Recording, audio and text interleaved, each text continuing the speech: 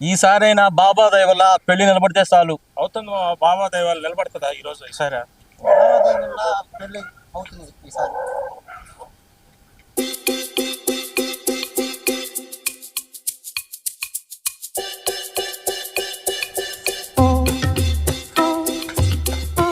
నమస్కారం బాబా, రండి కూర్చోండి.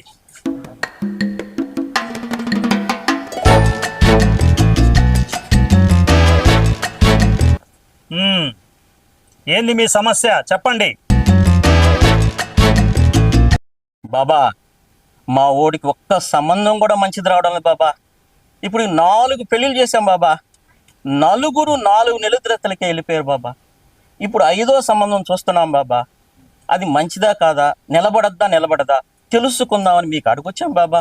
ఈ సంబంధం ఇట్టి పరిస్థితుల్లో నిలబడిపోవాలా?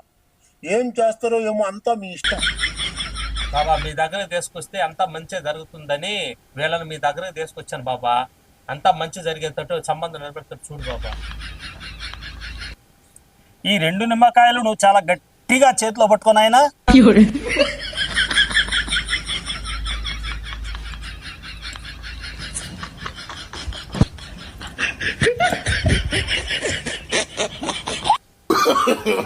No, no, no, no.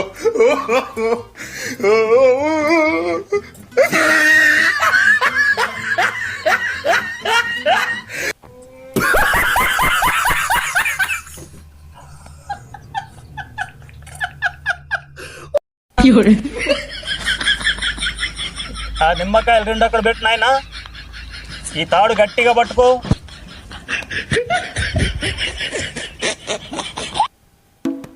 నేను చేసినట్టుగా చెయ్యి.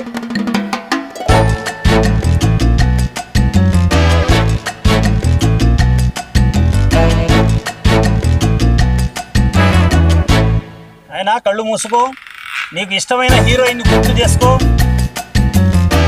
ఇప్పుడు ఈ తాడు తీసుకొని నేను చేసినట్టుగా మళ్ళా చెయ్యి.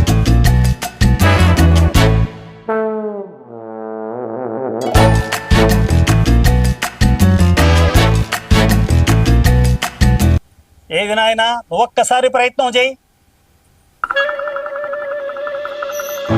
చూసావా, అలా నిలబెట్టాలి. చూసావా, ఆయన నిలబెట్టేశాడు. బాబు, నువ్వు ఒక్కసారి ప్రయత్నం చేయి.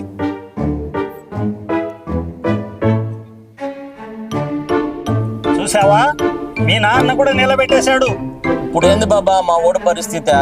మీరే చూశారుగా, ఈ మంత్రదండాన్ని మీరు 3 నిలబెట్టారు, కానీ మీ ఓడు మాత్రం నిలబెట్టలేకపోయాడు. ఏమో ఇప్పుడు మంత్రదండం నిలబెట్టకపోతేనా ఏముంది దాంట్లో? పిచ్చోడా, మనిషిలో ఏముంటదిరా, మొత్తం మంత్రదండంలోనే ఉంటది. ఇప్పుడు దీన్నే నిలబెట్టలేని వాడు రేపు కాపురాన్నే నిలబెడతాడు. ఇప్పుడు ఏంది బాబా మా ఓడి పరిస్థితి?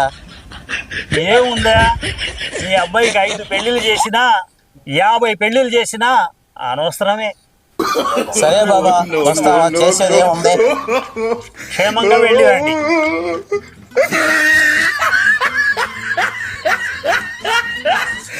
రూపాయి డబ్బులు తీసుకోకుండా బాగా చెప్తాడని తీసుకొస్తే ఆయనేమో ఇట్లా చెప్పా, ఏం చేయాలరా? అవునరా, ఆయన ఉన్నది ఉన్నట్టే చెప్పాడు.